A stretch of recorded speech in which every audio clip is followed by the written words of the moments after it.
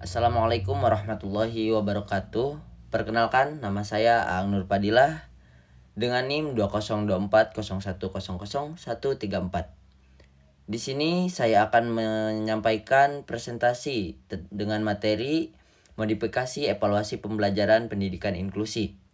Yang dimana di sini saya akan memenuhi mata kuliah pendidikan inklusi yang diampu oleh dosen saya yaitu Bapak Sajidin. Mari kita telusuri bersama bagaimana kita dapat mewujudkan keadilan dan kesetaraan dalam menilai potensi sesungguhnya dari peserta didik kita yang berkebutuhan khusus. Masuk ke slide yang kedua, yaitu tentang memahami evaluasi inklusif. Saat ini kita membicarakan pendidikan inklusi. Kita seringkali hanya berpikir tentang menempatkan anak berkebutuhan khusus di dalam kelas reguler. Padahal, inklusi yang sesungguhnya adalah menciptakan ekosistem belajar yang adaptif dan suportif. Tantangan terbesarnya muncul saat evaluasi. Jika kita menggunakan standar yang sepenuhnya seragam, satu ukuran untuk semua, kita beresiko gagal mengukur potensi asli siswa tersebut. Keadilan sejati di kelas inklusi berarti kita berani memberikan akomodasi atau penyesuaian yang relevan dengan hambatan siswa sehingga mereka dapat menunjukkan apa yang benar-benar mereka pahami, bukan sekedar menunjukkan keterbatasan mereka. Slide ketiga, mengapa perlu dimodifikasi? Pertanyaan yang sering muncul adalah mengapa kita harus repot-repot memodifikasi evaluasi? Jawabannya cukup sederhana, namun sangat fundamental.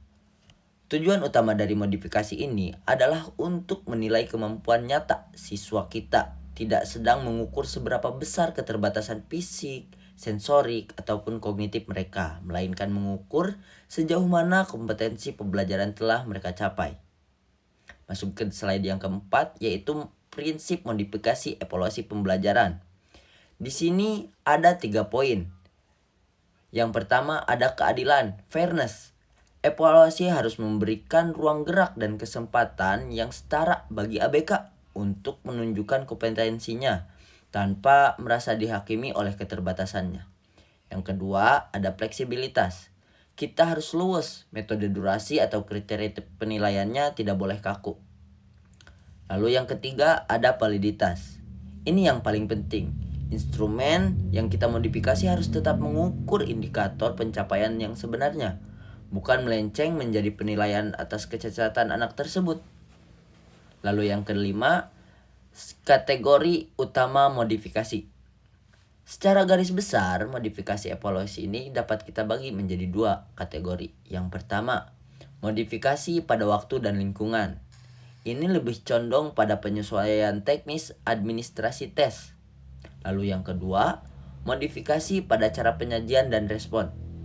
Ini berfokus pada penyesuaian format materi dan bagaimana siswa diizinkan untuk memberikan jawaban. Masuk ke slide yang keenam, modifikasi waktu dan lingkungan. Mari kita bedah. Yang pertama, modifikasi waktu dan lingkungan. Kita bisa memberikan ekstra waktu bagi siswa dengan hambatan motorik atau yang hambatan belajarnya slow learner. Kita bisa menyediakan jeda istirahat yang lebih sering agar konsentrasi mereka tetap terjaga. Bagi siswa autis atau ADHD, menyediakan ruang khusus yang tenang dan minim distraksi adalah suatu keharusan. Selain itu, pengaturan posisi duduk yang strategis juga sangat membantu proses pemantauan selama evaluasi. Lalu ada slide yang ketujuh, yaitu modifikasi cara penyajian dan merespons. Kategori kedua adalah modifikasi cara penyajian dan merespons. Disinilah kreativitas kita sebagai pendidik diuji. Kita harus menyediakan format penyajian yang alternatif, misalnya huruf braille, huruf besar, low vision, atau soal yang dibacakan. Bagi siswa tunagrahita, menggunakan bahasa yang disederhanakan atau menambahkan ilustrasi akan sangat membantu mereka memahami maksud soal. Kita juga harus fleksibel dalam cara siswa merespons. Boleh menjawab lisan, menggunakan bahasa isyarat, atau menunjuk jawaban. Dan tentu saja kita harus terbuka dengan penggunaan teknologi bantu seperti text to speech, ataupun kalkulator sesuai dengan kebutuhan siswa. Masuk ke slide yang ke-8, modifikasi kriteria penilaian. Tekanan pada singkatan PPI ini memungkinkan bagian yang paling sering menjadi perdebatan, kriteria penilaian di sekolah inklusi. Kita harus menyadari bahwa kriteria ketuntasan minimal, yaitu KKM, tidak selalu bisa disamaratakan untuk seluruh siswa. Penilaian bagi anak berkebutuhan khusus harus berpatokan pada program pembelajaran individual, yaitu PPI, yang telah disusun dan disepakati sejak awal. Kita mengukur kemajuan mereka berdasarkan titik awal kemampuan mereka, bukan dengan membandingkan secara paksa dengan standar reguler yang memungkinkan berada di luar jangkauan mereka. Lalu yang ke-9, perbandingan evaluasi reguler versus modifikasi. Untuk memberikan gambaran yang lebih jelas, mari kita lihat perbandingan langsungnya di tabel ini. Batas waktu awal ketat menjadi fleksibel. Alat tes awalnya hanya kertas pensil, berkembang menjadi braille, screen reader, atau lisan. Lingkungan yang awalnya klasikal bisa diubah menjadi bilik khusus yang tenang. Dan kriteria suksesnya bergeser dari sekedar KKM nasional menjadi target spesifik yang ada di dalam dokumen PPI. Lalu slide yang ke-10, ada kolaborasi adalah kunci. Satu hal yang pasti, modifikasi evaluasi ini mustahil dilakukan oleh satu pihak saja. Kolaborasi adalah kunci.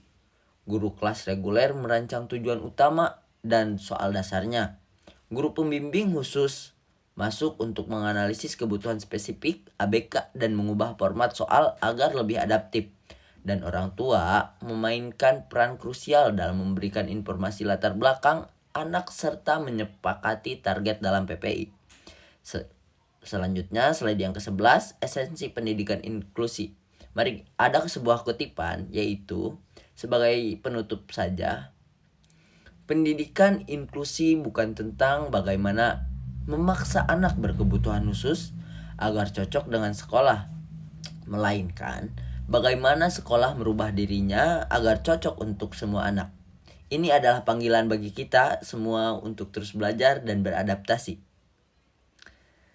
Terima kasih atas perhatian dan antusiasme Bapak dan teman-teman semuanya.